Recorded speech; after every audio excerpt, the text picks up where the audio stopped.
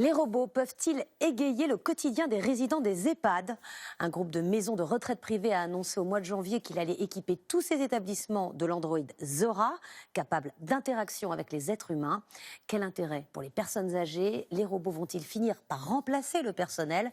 Reportage dans l'Essonne de Margot Subra-Gomez et Guillaume Beaufils. Bonjour et bienvenue à la séance de gym. Nous allons commencer par un travail des bras. De sa voix mécanique, le robot humanoïde Zora anime depuis 3 mois le cours de réveil musculaire des résidents de cet EHPAD. Je vous laisse vous lever et passer derrière le fauteuil. Le robot montre les mouvements, parle. Pendant ce temps, la psychomotricienne peut corriger la posture des participants. On s'assoit. Si c'est trop dur, on va faire que les bras. Les mouvements de Zora sont variés et plutôt fluides, mais le robot n'est pas autonome. C'est Emmanuel Berthet qui sélectionne les chorégraphies sur l'ordinateur. Je peux le paramétrer mouvement par mouvement. C'est moi qui choisis si je veux que son bras passe devant ses épaules ou plutôt si je veux qu'il baisse la tête, qu'il cligne des yeux. Après 20 minutes de gymnastique, les résidents sont essoufflés mais contents de la présence de ce nouveau professeur. Oui. Ça nous garde une certaine souplesse qu'on a déjà perdue, mais qu'on récupère un petit peu. Ça nous maintient. J'essaye le plus possible de rester le plus longtemps que je peux bouger un peu. Ça nous prouve qu'on est moderne. Bah oui. Il faut vivre avec son temps. Cette chaîne d'EHPAD privés haut de gamme a installé le robot dans chacun de ses 16 établissements.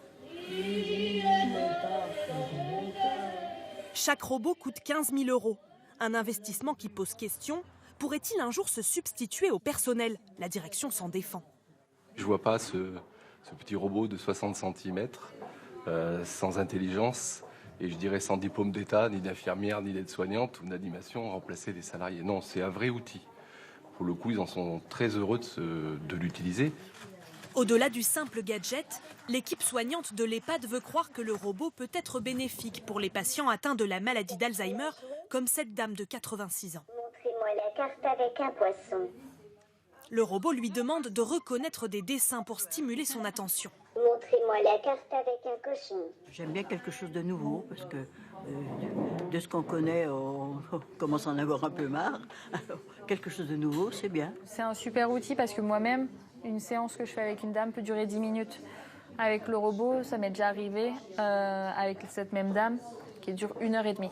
Juste parce qu'en fait, le robot, il réagit. Si l'attention dérape un peu, il suffit qu'il fasse une petite danse et hop, l'attention elle est refocalisée et on peut continuer à travailler. Mais comment stimuler les capacités cognitives sans infantiliser? Au Japon, les robots peuvent déjà remplacer les personnels de soins. Alors jusqu'où peut-on aller? Pour ce neuropsychiatre, l'utilisation du robot pose des questions éthiques.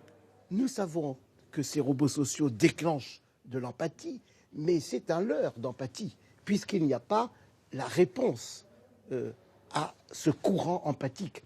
D'où évidemment la nécessité de penser toujours ce robot comme un jeu et pas comme un substitut permanent, pas comme un substitut permanent de présence humaine.